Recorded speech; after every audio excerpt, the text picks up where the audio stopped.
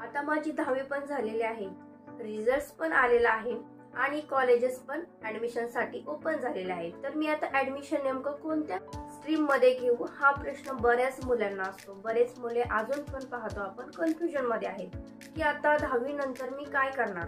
नमस्कार, मी सुप्रिया थोरे. माझ्या एसटी स्टडी या यूट्यूब एज्युकेशन चॅनलवरती आपले मनापासून स्वागत आहे. तर पहा, बरीच मुले अजून पण कन्फ्युजन मध्ये आहेत की 10वी नंतर आता काय करायचं.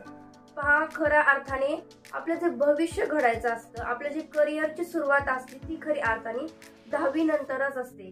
10वी नंतर जे काही आपण कोर्सेस चॉईस करतो त्यावरही आपलं पुढचं भविष्य हे डिपेंड असतं. पहा, स्ट्रीम अशी चॉईस करा ज्यामध्ये तुम्हाला इंटरेस्ट आहे, कारण की ज्यामध्ये इंटरेस्ट आहे त्यामध्येच आपण जास्त मेहनत करू शकतो. मेहनत जिथे करू शकतो त्या फील्डमध्ये आपल्याला जास्त इंटरेस्ट आहे, त्या गोष्टीमध्ये आपल्याला आवड आहे. त्यामुळे एखादा गोल फिक्स करताना की पुढे भविष्यामध्ये मला डॉक्टर बनायचं आहे, मला इंजिनियर बनायचं आहे, मला सायंटिस्ट बनायचं आहे किंवा ऍग्रिकल्चर सेक्टरमध्ये मला जायचं आहे, तुमचा जर गोल फिक्स असेल तर तुम्ही त्या दिशेने वाटचाल करू शकाल आणि त्याच फील्डमध्ये तुम्ही जास्त मेहनत करू शकाल, कारण की तुमचा इंटरेस्ट त्यामध्ये आहे. परंतु ज्या मुलांना अजूनही लक्षात येत नाहीये की 10वी नंतर नेमकं काय केलं पाहिजे, 10वी नंतर कुठले कुठले कोर्सेस असतात हे बऱ्याच मुलांना अजूनही माहित नाही. तर हा व्हिडिओ त्यांच्यासाठी आहे. नक्की 10वी नंतर काय केलं पाहिजे, त्यानंतर आपलं पुढचं भविष्य सिक्युअर होईल, आपल्याला भविष्यामध्ये चांगला जॉब्स मिळेल. तर त्यासाठी पहा, हे मेन आपल्याला 3 कोर्स असतात: जनरल कोर्स, प्रोफेशनल कोर्स आणि शॉर्ट टर्म कोर्स. त्यातला आपण हा जनरल कोर्स घेणार आहे. पहा, जनरल कोर्स मध्ये 3 कोर्स येतात: सायन्स, कॉमर्स आणि आर्ट्स. तर आज आपण हे 3 कोर्स व्यवस्थितपणे पाहणार आहोत. तर चला एक एक कोर्स आपण व्यवस्थितपणे पाहूया. पहा, सायन्स मध्ये आपल्याला 2 फील्ड मध्ये डिस्ट्रीब्युशन केलं जातं, एक पीसीबी आणि पीसीएम. पीसीएम म्हणजे फिजिक्स केमिस्ट्री मॅथ्स, पीसीबी म्हणजे फिजिक्स केमिस्ट्री बायोलॉजी. तर अजून आपण त्याच्यामध्ये क्रॉप करू शकतो, आपण त्याच्यामध्ये कॉम्प्युटर पण करू शकतो. आणि ज्या मुलांचं केमिस्ट्री, फिजिक्स, मॅथ्स आणि बायोलॉजी हे सगळे सब्जेक्ट व्यवस्थित आहेत तो पीसीएमबी पण सब्जेक्ट घेऊ शकतो. तर पहा, ज्या मुलांचा मॅथ्स सब्जेक्ट आहे आणि त्यांना पीसीएम हा चॉईस करायचा आहे ते मुलं पुढे जाऊन इंजिनियर वगैरे बनू शकतात. इंजिनियर मध्ये पण तुम्हाला माहिती आहे इंजिनियर बनू शकतात, डिप्लोमा पण करता येतो. तर पहा, आपली जर बायोलॉजी चांगली असेल तर जी मुलं पीसीबी घेऊ शकतात ते पुढे जाऊन डॉक्टर बनू शकतात, सायंटिस्ट बनू शकतात किंवा ऍग्री पण करू शकतात. तर हे सायन्सचे फायदे आहेत. पहा, सायन्स मध्ये आपण पुढे जाऊन कॉम्पिटिटिव्ह एक्झामची तयारी पण करू शकतो. तर खरंच ज्या मुलांना पुढे जाऊन डॉक्टर बनायचं आहे, इंजिनियर बनायचं आहे किंवा एखादं चांगलं सायंटिस्ट बनायचं आहे तर त्या मुलांनी सायन्स करायचं आहे. आपण पुढे जाऊन त्यामध्ये कॉम्पिटिटिव्ह एक्झामची तयारी पण करू शकतो, आपण ऍग्री पण करू शकतो व्यवस्थितपणे. तर ज्या मुलांना खरंच बँकिंग मध्ये इंटरेस्ट आहे, अकाउंटिंग त्यांचं खूप छान आहे, तर ती मुले कॉमर्स घेऊ शकतात. कॉमर्स मध्ये आपण पाहू शकतो भविष्यात आपण सीए बनू शकतो किंवा बँकिंग मध्ये जॉब करू शकतो, अकाउंटंट म्हणून आपण काम करू शकतो. हा, कॉमर्स मध्ये पण आपल्याला वेगवेगळ्या प्रकारचे सब्जेक्ट हे आपल्याला शिकायला मिळतात.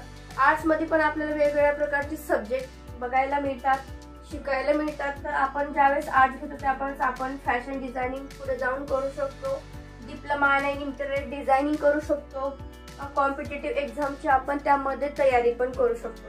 तर पहा, मी तुम्हाला खूप शॉर्ट मध्ये ह्याची माहिती दिलेली आहे. तर मी प्रत्येक गोष्ट तुम्हाला अशी लांबून सांगितली तर व्हिडिओ खूप मोठा होईल.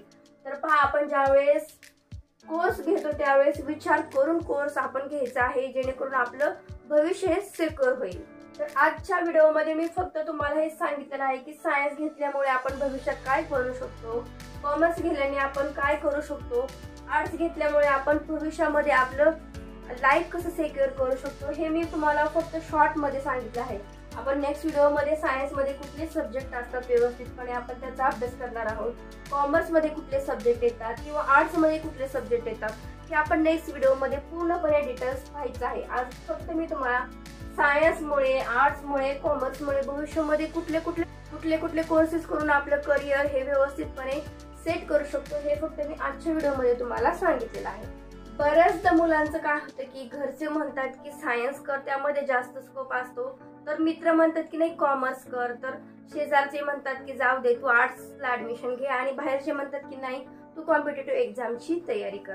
तर अशा कंडिशन मध्ये नेमकं काय करायचं, तर मुले गोंधळून जातात की नेमकं काय करायचं, कारण की त्यांचा गोल सेट नसतो की पुढे जाऊन मला इंजिनियर बनायचं आहे, डॉक्टर बनायचं आहे किंवा IAS बनायचं आहे, IPS बनायचं आहे, त्याचं काहीच गोल नसतं. त्यामुळे ते गोंधळून जातात आणि कन्फ्युजन त्यांचं फार होतं की नेमकं ऍडमिशन कुठल्या कोर्सला घेऊ आणि काय करू. तर त्यासाठी व्यवस्थितपणे आपण विचार करायचा आहे की मला भविष्यामध्ये काय करायचं आहे, मला कशामध्ये इंटरेस्ट आहे. हा मुलांना मी अजून एकदा सांगते की जी गोष्ट तुम्हाला आवडते, ज्यामध्ये तुम्हाला जास्त इंटरेस्ट आहे, त्याच गोष्टीमध्ये तुम्ही जास्त मेहनत करू शकता. मेहनत ज्या गोष्टीमध्ये आपण करतो त्या गोष्टीमध्ये इंटरेस्ट असतो, तर अशी फील्ड एक निवडा, असा कोर्स एक निवडा की जो खरंच तुम्हाला आवडतो, तुम्ही त्यामध्ये इंटरेस्ट दाखवता, तर अशीच गोष्ट चॉईस करा. असंच तुमचं ड्रीम पण चॉईस करा.